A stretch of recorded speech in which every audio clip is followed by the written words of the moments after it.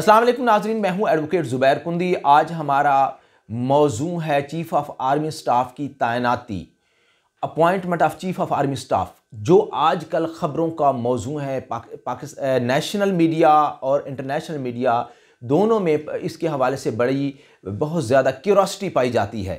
तो सबसे पहले तो मेरी बहुत गुजारिश है कि हमें पाकिस्तान की सालमियत और पाकिस्तान की जो बका की खातिर हमें इस मौजू को नहायती मोहतात अंदाज से डील करना चाहिए।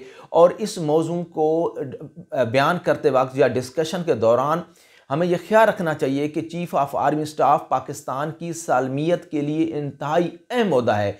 हमें किसी तरह से भी इसको खुदा न खासा डिस्प्यूटेड नहीं करना चाहिए, क्योंकि अगर ये पाकिस्तान आर्मी जो एक पाकिस्तान की बका और पाकिस्तान की सलामती की ज़ामिन है, और इन्होंने बहुत ज़्यादा कुर्बानियाँ दी हैं, और ये वो वाहिद इदारा है पाकिस्तान के अंदर जो बेहतरीन वर्किंग कंडीशन में है, और इन्होंने दुश्मनों के साथ और दोस्तों के साथ, दोनों के साथ एक खसूसी तौर पर एक अहम रोल अदा किया है। तो आर्टिकल 5 कॉन्स्टिट्यूशन ऑफ पाकिस्तान की ये डिमांड है कि हमें अपने मुल्क के साथ लॉयल होना चाहिए। हमें अपने मुल्क की बका और सलामती की खातिर कुछ ऐसी चीज़ें जो मुल्क को नुकसान पहुंचाती हों वो किसी सूरत में ज़ेर बहस नहीं लानी चाहिए, तनकीद का बहस नहीं बनाना चाहिए। बहुत सारी चीज़ें आम पब्लिक को पता नहीं होती हैं, और जो वो ऐसे राज होते हैं, ऐसी चीज़ें होती हैं जो पब्लिक नहीं की जा सकती। लिहाजा हमें अपने सफ़ेयर में रहना चाहिए, हमें अपने सफ़ेयर से बाहर नहीं निकलना चाहिए। अब हम आपसे बात करते हैं कि चीफ ऑफ आर्मी स्टाफ की जो तैनाती होती है वो किन कवानीन के तहत होती है, उसमें कौन से जो अफराद हैं या कौन से इदारे हैं वो क्या का रोल अदा करते हैं, सुप्रीम कमांडर का क्या रोल होता है, चीफ ऑफ प्राइम मिनिस्टर का क्या रोल होता है, और इस तरह से जो इसमें मिनिस्ट्री ऑफ डिफेंस क्या क्या रोल होता है। ये तमाम जो कंपोनेंट्स हैं ये मिलकर ये तैनाती करते हैं चीफ ऑफ आर्मी स्टाफ की। तो आज हमारा ये इसी को हम टॉपिक को डिस्कस करेंगे, कि आपको बताएंगे, बुनियादी इंफॉर्मेशन देंगे इसका मामले में। तो सबसे पहले ये कि मिनिस्ट्री ऑफ डिफेंस जो है वो चीफ ऑफ आर्मी स्टाफ के नामों की समरी भेजती है किसको? प्राइम मिनिस्टर को। प्राइम मिनिस्टर के पास अख्तियार है कि वो उनमें से किसी एक नाम की अप्रूवल दे दे। अब आप और अप्रूवल देने के बाद इसमें प्राइम मिनिस्टर के साथ किसी को शामिल नहीं किया गया। इसमें प्राइम मिनिस्टर ही उसके साथ प्राइम मिनिस्टर इसको अपनी कैबिनेट के साथ डिस्कस करता है। कैबिनेट और प्राइम मिनिस्टर की जो इनकी अप्रूवल के बाद ये नाम जो फाइनल अप्रूवल प्राइम मिनिस्टर देता है, उसके बाद ये समरी चली जाती है सुप्रीम कमांडर ऑफ पाकिस्तान को, जो आर्म्ड फोर्सेस का सुप्रीम कमांडर है, और वो है प्रेसिडेंट ऑफ पाकिस्तान। उसको ये समरी भेज जाती है। Article 243 4B, article 243 4B constitution of Pakistan के तहत प्रेसिडेंट अपॉइंट करता है किसी जो चीफ ऑफ आर्मी स्टाफ है, वो नाम जो प्राइम मिनिस्टर ने भेजा होता है। अब यहां पर एक कंफ्यूजन पाई जाती है, मीडिया में भी कंफ्यूजन है, पॉलिटिशियंस में भी कंफ्यूजन है, और एक बड़ा हिजान सा माहौल बना हुआ है। पिछले दिनों बिलावल भुट्टो का भी बयान आया था कि जी जो प्रेसिडेंट है वो उसको रोक सकता है, या रोक लेगा, या उसको ना रोके, वट एवर जो भी उसने बयान दिया है। हमारा उससे कंसर्न नहीं, हम आपको लॉ बताते हैं, और हमारा फोकस लॉ पे ही होता है। हमारी वीलॉग्स का हम लॉ को ही डिस्कस करते हैं। अब इसमें हम देखते हैं कि प्रेसिडेंट के पास आर्टिकल 48 कॉन्स्टिट्यूशन ऑफ पाकिस्तान के तहत पावर्स हैं कि वो प्राइम मिनिस्टर की एडवाइस को वो भेज सकता है वापस के इसको रिकंसिडर करें, और 15 दिन उसमें टाइम रखा गया है कि उसको वापस भेज सकता है। फिर प्राइम मिनिस्टर उसको एडवाइस को फिर दोबारा भेजता है, और फिर प्राइम मिनिस्टर उसकी अप्रूवल देता है। ठीक है, लेकिन यहां पर मामला मुख्तलिफ है। ये चैप्टर ही अलग है। पाकिस्तान आर्म्ड फोर्सेस की खास तौर पर जो chief of army staff, chief of naval staff, और दूसरे जो ओहदे हैं, particularly chief of army staff के लिए ये जो चैप्टर है ये आर्टिकल ही अलग है। ये एक्सक्लूसिव आर्टिकल है। इसमें सदर पाकिस्तान को कुछ जो मुख्तलिफ माहिर कानून है वो ये कहते हैं कि जो सदर पाकिस्तान है, प्रेसिडेंट है, इसके पास ये पावर नहीं है कि वो चीफ ऑफ आर्मी स्टाफ की तैनाती के सिलसिले में जो समरी है उसको, जो एडवाइस है उसको रिकंसिडर करने के लिए प्राइम मिनिस्टर को भेजे। उनका कहना है कि ये खास तौर पर अब दोनों राय पाई जाती हैं। एक जो माहिर कवानीन का एक तबका जो है, एक स्कूल ऑफ थॉट ये कहता है कि प्रेसिडेंट के पास पावर है कि वो रिटर्न कर सकता है। एक स्कूल ऑफ थॉट जो है, जो लॉ के रिलेटेड है, जो लॉयर्स हैं, जो कानूनदान हैं, वो ये कहते हैं कि नहीं, जो प्रेसिडेंट ऑफ पाकिस्तान है इसको अप्रूवल में शामिल नहीं किया गया, इसको सिर्फ एडवाइस भेजी कि इसको अपॉइंट करो। अपॉइंटिंग अथॉरिटी है, उसका एक सेरेमोनियल रोल है, एक रस्मी किरदार है, इससे बढ़ के कुछ नहीं है। वो पाबंद है कॉन्स्टिट्यूशन के तहत कि वो जो चीफ ऑफ आर्मी स्टाफ की तैनाती जो के हवाले से जो प्राइम मिनिस्टर एडवाइस भेजेगा वो पाबंद है कि उस पर वो अमल करे।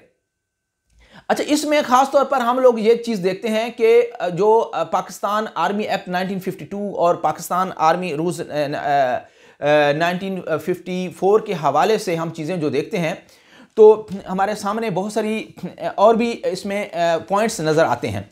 अब हमने ख़ास तौर पर यह देखना है कि इसमें इसके जो हिस्ट्री है, हिस्ट्री में बहुत सारी चीज़ें हुई। पिछले रजीम में या पिछले सालों में यह देखा गया कि पाकिस्तान के जी चीफ ऑफ आर्मी स्टाफ की रिटायरमेंट का टाइम आ चुका था, लेकिन उसके बावजूद भी उनकी एक्सटेंशन दी गई।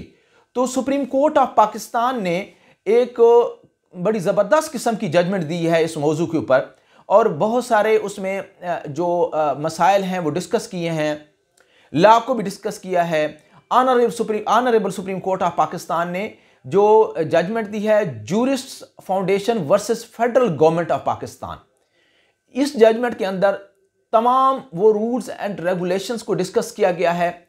उसके अंदर जब वो जो पिछले जो अभी जो currently chief of army staff हैं जिनको एक्सटेंशन दी गई थी, कैबिनेट ने 25 मेंबर थे कैबिनेट के, उसमें सिर्फ 11 मेंबर्स ने अप्रूवल दी थी कैबिनेट के। अच्छा, पहले कैबिनेट ने अप्रूवल नहीं दी थी, डायरेक्ट प्राइम मिनिस्टर ने ऑर्डर किया था। प्राइम मिनिस्टर के ऑर्डर के बाद एडवाइस को फौरन एक्सेप्ट कर लिया था जो प्रेसिडेंट ने, तो कैबिनेट को ओमिट किया गया, लेकिन बाद में कैबिनेट ने उसको अप्रूव किया, लेकिन टोटल 11 मेंबर्स ने उसको एक्सेप्ट करके वो उसके किया।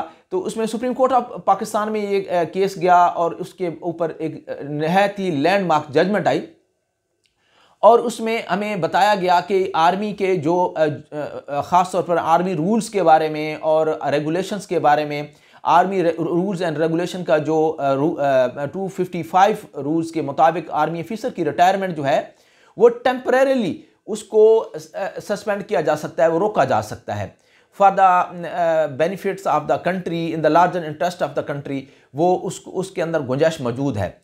लेकिन जो सुप्रीम कोर्ट ऑफ पाकिस्तान के ऑनरेबल जजेस हैं उन्होंने बड़ा खूबसूरत अंदाज में इस जजमेंट को कंपोज किया है, और पहली दफ़ा पाकिस्तान के अंदर ये लॉ डिस्कस हुआ है। तो पाकिस्तान में जो चीफ ऑफ आर्मी स्टाफ की जो तैनाती होती है वो कानून के ऐन मुताबिक होती है, कानून का पूरा फ्रेमवर्क मौजूद है। आईन पाकिस्तान ने बड़ी क्लैरिटी के साथ चीज़ों को लिखा हुआ है। इसको डिस्प्यूटेड नहीं बनाना चाहिए, इसको पोलिटिसाइज नहीं करना चाहिए। तमाम जो जर्नल्स होते हैं वो कैपेबल होते हैं जिनके नाम भेजे जाते हैं। तो ये चीफ मिनिस्टर की सवाबदीद है, उसका एक एक्सक्लूसिव राइट है, उसकी एक्सक्लूसिव जुरिस्डिक्शन है कि वो किसको चूज करता है। इसके अंदर जो इवन के प्रेसिडेंट ऑफ पाकिस्तान को भी उसके अंदर कंसल्टेंसी का या उसको उसके साथ प्राइम मिनिस्टर को ये नहीं कहा गया, लेजिस्लेचर ने कहीं भी ये नहीं लिखा कि प्राइम मिनिस्टर जाकर ये जो वहाँ पे जाए और अप्रूवल सीख करे प्रेसिडेंट से। अप्रूवल जो है, अब दो वर्ड हैं, अप्रूवल और एडवाइस। अब आपने इसमें डिफरेंशिएट करना है। और तीसरा है अपॉइंटमेंट। अप्रूवल प्राइम मिनिस्टर देता है, अपॉइंटमेंट कौन करता है? अपॉइंटमेंट करता है प्रेसिडेंट ऑफ पाकिस्तान, क्योंकि वो सुप्रीम कमांडर है आर्म्ड फोर्सेस का, और जो सुप्रीम कमांडर है वही उसके बाद जो है ये जो वहाँ से होता है। और ये नोटिफिकेशन कौन भेजता है? इसका नोटिफिकेशन जारी करता है मिनिस्ट्री ऑफ डिफेंस, नोटिफिकेशन जारी करती है, उसके बाद अपॉइंटमेंट मुकम्मल हो जाती है। और इस तरह से हमें ख़ास तौर पर मैं बारहा ये गुजारिश करता हूँ कि हमें ख़ास तौर पर मीडिया को और जो पाकिस्तान के जो तमाम स्टेक होल्डर्स हैं, पॉलिटिकल जो जमातें हैं और तमाम जो मकतबा फ़िक्र है, सिविल सोसाइटी है, in the larger interest of Pakistan हमें इस ख़ास तौर पर इस अपॉइंटमेंट के हवाले से इंतहाई मोहतात होना चाहिए और आर्म्ड फोर्सेस के हवाले से हमें कोई ऐसा पब्लिक में बयान नहीं देना चाहिए। और पब्लिक को भी मैं इस तरह से, जो मेरे व्यूअर्स हैं, उनसे मैं गुजारिश करूंगा कि कोई ऐसी गुफ्तगू ना करें जो आर्टिकल 5 की स्पिरिट के अगेंस्ट हो, जो आपको खुदा ना खास्ता आर्टिकल 6 में आपको ले जाए खींच के। तो ऐसा बयान ना दें, ऐसी पोस्ट ना करें ऐसा आर्म्ड फोर्सेस के बारे में, क्योंकि पाकिस्तान आर्मी पाकिस्तान की सालमियत की जामिन है। हमारे जो किसी भी डिपार्टमेंट में, किसी भी इदारे में बेहतरी की गुंजाइश हमेशा रहती है। बेहतरी के लिए कवानीन बनाने चाहिए, कवानीन मौजूद हैं और सबसे जो सुपीरियर है वो पार्लियामेंट है। अगर कोई डिस्कशन का फोरम है वो पार्लियामेंट है। पार्लियामेंट में जाकर इस मसले पर बहुत ज़्यादा डिस्कस भी कर सकते हैं, कवानीन में तब्दीली कर सकते हैं, कानून बना सकते हैं। लेकिन आम पब्लिक में इस हसास मसले को इंतहाई मुहतात तरीके से बात करनी चाहिए, इसको डिस्कस नहीं होना चाहिए। पार्लियामेंटेरियन और सुप्रीम कमांडर जब बहुत मौजूद हैं तो उनकी मौजूदगी में आम बंदा उसका कतन कोई हक नहीं पहुंचता कि वो पाकिस्तान आर्म फोर्सेस के बारे में, पाकिस्तान के जो आर्म फोर्सेस का जो चीफ ऑफ आर्मी स्टाफ है उसके बारे में कोई गलत बात करे, कोई इस तरह की जो बात करे जिसके अंदर डिस्प्यूट हो।